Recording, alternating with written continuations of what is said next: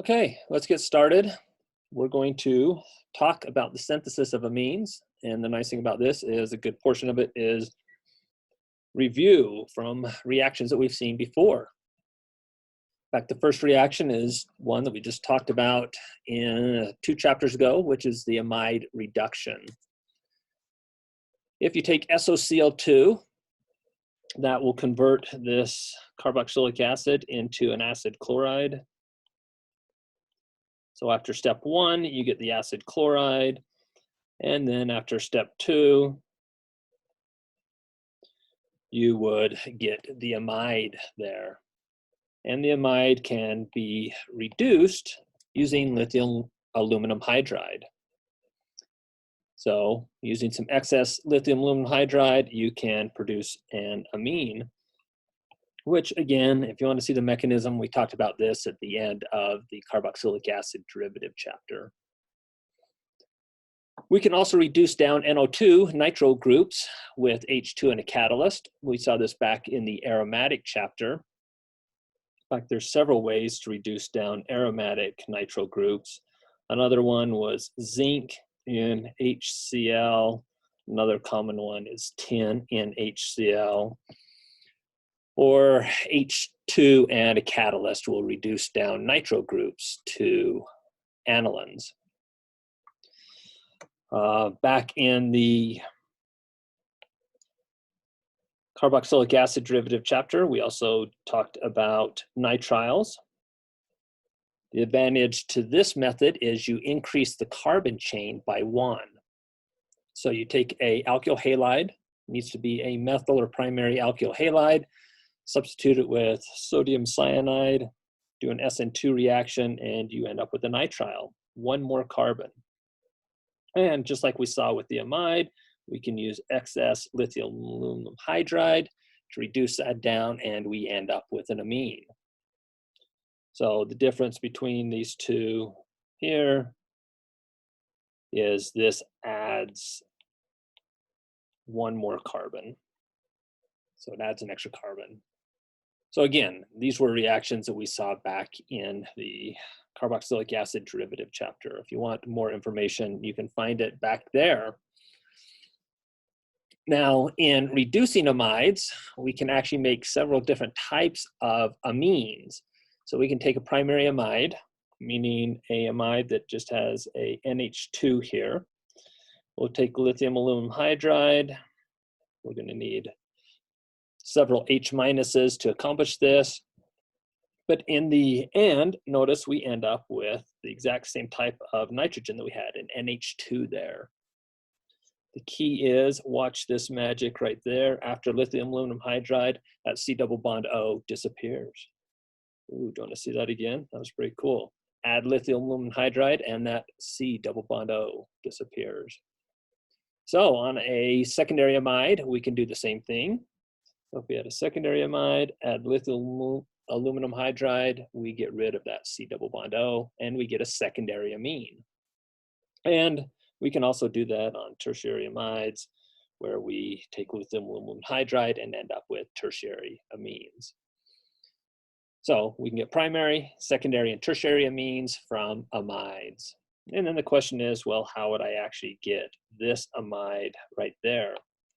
Well, that amide would come from this carboxylic acid chloride, and it would come from methylamine, and you'd need to add excess to get to that amide. This tertiary amide would again come from the acid chloride, and it would come from dimethylamine.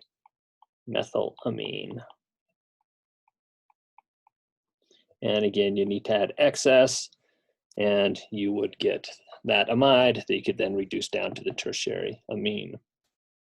Down to the bottom, again, just a summary of what I said before. You can reduce nitro groups either with H2 and a catalyst to get the aniline, or any of these metals, iron, zinc, tin chloride, in an acid will give you the aniline. Again, mechanisms for this bottom one likely a radical type mechanism that we don't need to worry about. All these mechanisms up here, again, were covered at the end of the carboxylic acid derivative chapter. So again, to summarize the nitrile reaction, we can take sodium cyanide, do an SN2, get the nitrile. And again, you can reduce this down either with H2 and a catalyst or lithium aluminum hydride. And that will give you the amine. And notice that the amine here, always going to be a primary amine through the nitrile synthesis, and it has one more carbon. We added an extra carbon in this synthesis. So the question may come up, well, why can't I just do a direct SN2? Why can't I just take ammonia, do an SN2 on a primary alkyl halide, and get an amine? And that does work. Not very efficient. We only get 45% yield, and we see some other products creep in. In fact, we see the di-substituted amine at 43%. In fact, we see the tri-substituted amine. So there's 3 alkyl groups, and we even see the ammonium salt appear. And so the question is, well, why can't I just stop at one substitution? And the answer to that question is, which of these products here are more nucleophilic? And the answer is the tertiary amine is most nucleophilic because it has 3 alkyl groups donating into that nitrogen, making those lone pairs on that nitrogen the most nucleophilic. This, of course, is not nucleophilic. Ammonium salts aren't nucleophilic because they no longer have a lone pair. But the most reactive product that we make is actually this tertiary amine. So what happens is, imagine you got moles and moles of this in solution. So one ammonia does an SN2, and now you've made a product that is more reactive than the starting ammonia. So the product would then go and find another alkyl halide, kicking off the leaving group, which would give you the secondary amine. This secondary amine is now more reactive.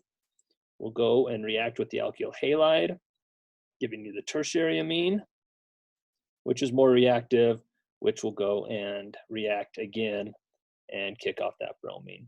And so the question is, well, why do we only get a trace of these last ones if this tertiary amine is actually more nucleophilic? And the reason is you start to run out of your starting alkyl halide. So if you just added 1 mole of the alkyl halide with 1 mole of the ammonia, you end up with this mess of products.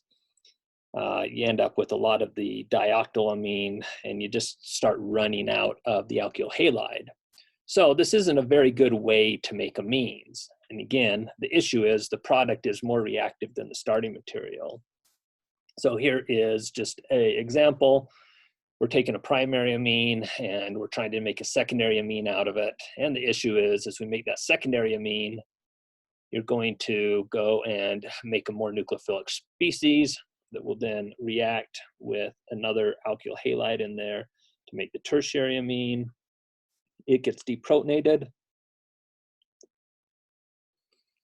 and will again react with the alkyl halide, and you end up here at the quaternary ammonium salt. So if you mixed ammonia with 4 equivalents of the methyl halide, you'd always end up here at the product, at the quaternary ammonium salt. So this is a really bad way to make amines. So there must be a better way to make amines, and there is. And in fact, it's kind of like a protecting group. What we do is we take an amine that actually has these 2 carbonyls on either side. Looks like an amide, but it's actually called an imide, I-M-I-D-E. And we deprotonate it with potassium hydroxide. And in fact, you can actually buy this species right here, potassium phthalimide. And it's shelf stable and will just sit on the shelf. The reason it's stable is it's got double resonance. You can move the electrons to both of those oxygens. And so that's a fairly stable negative nitrogen. And then when you decide that you want to go and make an amine, what you do is you just take the potassium phthalimide off the shelf and you take a primary or a methyl halide, do an SN2 reaction, and now what you've got is a nitrogen with your attached alkyl group there. And you can imagine that the rest of this molecule here is like a protecting group. It's protecting that nitrogen so it only adds once. And the reaction stops. You can't add another another alkyl group. These lone pairs are involved in resonance, so they're not very nucleophilic. So you don't get a second substitution there. So in the end, you just get this product right there, this N-substituted phthalimide. And now what we've got to do is remove the protecting group. And what you do is you just add in some water with some acid in there. And essentially these are just hydrolysis of amides. So you take your water and you drive in the water there and kick it up, down, and out.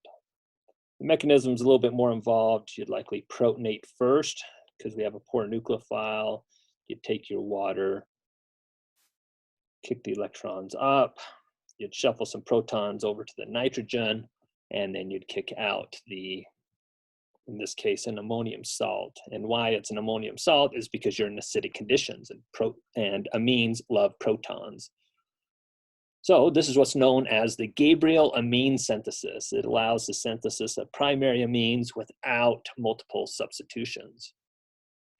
Now there's another reaction that you can use to get primary amines without multiple substitutions, and it is using this sodium azide. In fact, this mechanism is very, very similar to the nitrile. The difference is the nitrile, when you do the synthesis, ends up adding an extra carbon. So if you had an alkyl halide and you didn't want to add an extra carbon, but yet wanted to make a primary amine, you could use sodium azide, NaN3. And so the N3 minus just does an SN2 reaction, and you end up with this alkyl azide.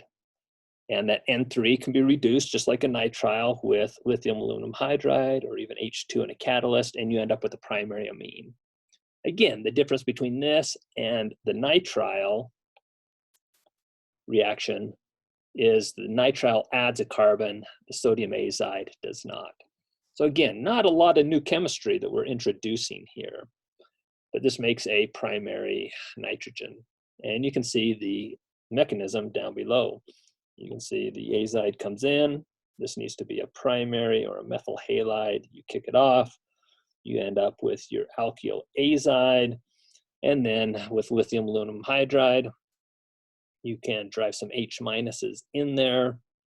And what drives this reaction is this step right here. You're losing N2 gas that escapes to the atmosphere and drives this reaction forward. Now there are some drawbacks. Typically, azides tend to be explosive. And so when you run this reaction and you start to work up and try to isolate your alkyl azide, you tend to lose fingers. So this is a reaction that you want to be very careful with. You home chemists, now that you're doing organic chemistry at home, you probably don't want to do this in your kitchen, or at least try to isolate alkyl azides. They are very explosive. But again, a semi-new reaction. So the semi-new reactions that we've seen are the Gabriel amine synthesis allows us to make a primary amine by essentially having a protected amine that we can add once, and this sodium azide where we can do a substitution without adding a carbon like the nitrile does. But again, the chemistry is very similar, just SN2 reactions. So in summary, what's new is you can do this sodium azide to make primary amines, and you can do this Gabriel amine synthesis. In the Gabriel amine synthesis, you can actually, once you substitute it on your alkyl group, so remember we deprotonate it with OH minus, make the negative here, that does an SN2 reaction, gives us the N-substituted phthalimide, and you can release this amine right here under 3 different conditions. You can hydrolyze it with H3O+, That gives you this ammonium product because you're in acidic conditions. You can do it under basic conditions. We can hydrolyze amides as well as imides under OH minus. The advantage here is it actually gives us the neutral amine. And you can also do this interesting reaction where you take hydrazine and it will actually attack. So essentially the nitrogens come here, up, down, open up that. This second nitrogen will come in here, up, down, open that up, and you end up with this interesting molecule right there. So this is under acidic conditions. So if your molecule doesn't mind acid, you can use that. If your molecule doesn't mind base, then you can use that. But if your molecule happens to be acid or base sensitive, then you'd want to use hydrazine there. Either way, you end up with a primary amine with the Gabriel amine synthesis. So really what we've seen so far is just old chemistry. And we've got one more way to make amines, which you might consider new, but again, I'm running out of tricks, and this is old hat. This relies on carbonyl chemistry that we saw back in the aldehyde and ketone chapter. We take amines with a little bit of acid and a carbonyl, and hopefully you know by now if you take a ketone and an amine with a little bit of acid, you get an imine. So that imine right there, that C double bond N, looks a lot like a C double bond O. Well, when we had C double bond O's, we had lots of ways to reduce that C double bond O to a C single bond O, such as using lithium aluminum hydride or sodium borohydride. And even in some cases, you could use H2 in a catalyst. So just like if I had a C double bond C here, and I wanted to reduce it down to a C single bond C and add an H out there, I could use H2 and a catalyst. Well, lo and behold, we can do the exact same thing with amines. We can reduce them down, just like we can with carbonyls and just like we can with double bonds. And we can use H2 and a catalyst. Now, that's not the easiest way. If we can reduce a C double bond O with sodium borohydride or lithium aluminum hydride, why can't we reduce an imine? And the answer is you can, and you can use sodium borohydride.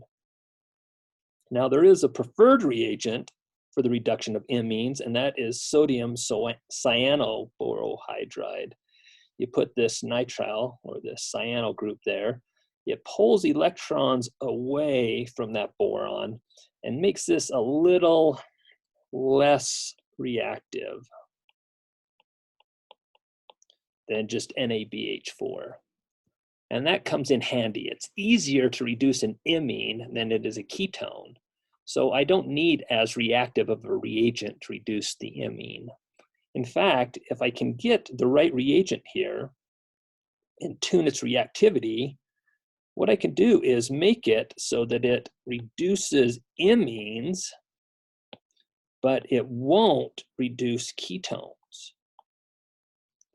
So that is the advantage of sodium cyanoborohydride, is it will reduce imines, but not reduce ketones. And that allows us to do some cool chemistry. In fact, it's what's referred to as one-pot chemistry. We can throw the nitrogen in solution with our carbonyl, little bit of acid, and our cyanoborohydride, all in one pot. And since this cyanoborohydride won't reduce a ketone, it does nothing until we actually generate the imine. So what we do is we get a ketone and go through the reaction to make an imine. And now this is an intermediate, and it's sitting in the reaction vessel. And we also have sitting around the H- from the cyanoborohydride. Now, this H- isn't strong enough to reduce a ketone, but it is reactive enough to reduce the imine. And so what happens is we end up with a primary amine. So for this specific case here, I start with ammonia, and I can end up with a primary amine. If I want to make a secondary amine, what I need to do is first start with a primary amine and add it in with my carbonyl. When I reduce it down, it moves up one and becomes a secondary amine. So the question is, well, how would I make a tertiary amine? Well, I would start with a secondary amine. Secondary amine with a carbonyl would react to form actually an enamine, which is also reduced with this sodium cyanoborohydride to get us a tertiary amine. So notice ammonia reacts to give us a primary amine. A primary amine reacts to give us a secondary amine, and a secondary amine reacts to give us a tertiary amine. And this process is referred to as reductive amination because we're reducing an amine to make a amine. So reductive amination. And then the question is, well, how would I actually generate this primary amine?